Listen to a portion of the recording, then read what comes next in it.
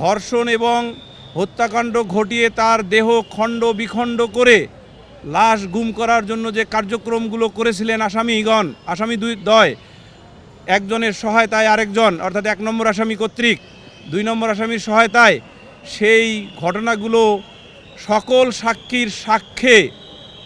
নিরঙ্কুশভাবে প্রমাণিত হয়েছে। আরেকটি বিষয় আমরা এনেছি, এই মামলার ঘটনাস্থল হলো আসামি 2 জনের বাসস্থান করা যে ফ্ল্যাট, অর্থাৎ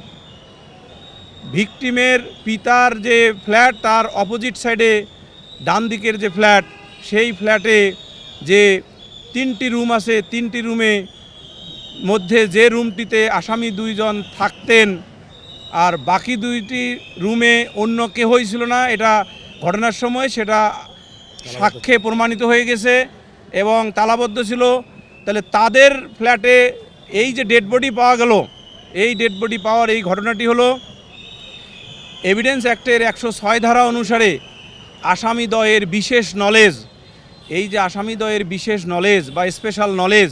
তার অধীনে ওয়াইফ কিলিং কেসের মতো এই উপমহাদেশে বহু জাজমেন্ট দেয়া হয়েছে আমাদের উচ্চ আদালত, বিশেষ করে আপিল বিভাগ।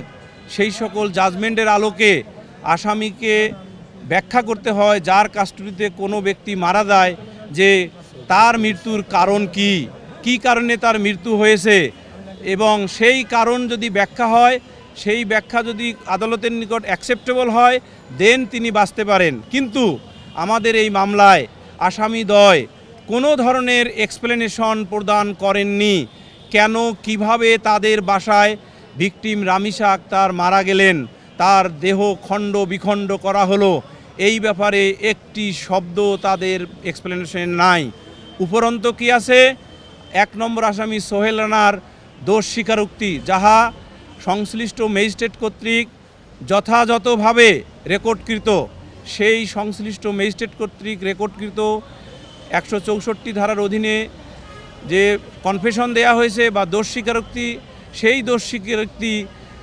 আসামিদ্বয়ের যে সংশ্লিষ্টতা সেটাও দিবালোকের মতো প্রতিষ্ঠা করে। এই কারণে আমরা পরিষ্কারভাবে আবেদন জানিয়েছি আর্গুমেন্ট শেষে যে এই 2 জন আসামির বিরুদ্ধে প্রসিকিউশন কনক্লুসিভলি বা নিরঙ্কুশভাবে তাদের বিরুদ্ধে গঠিত চার্জের প্রমাণ সাক্ষ্য এবং ম্যাটেরিয়াল দ্বারা প্রমাণ করতে সক্ষম হয়েছে প্রসিকিউশন উইথ হাম্বল সাবমিশন আদালতের নিকট 2 জনেরই সিভিয়ার পানিশমেন্ট চেয়েছি আমরা।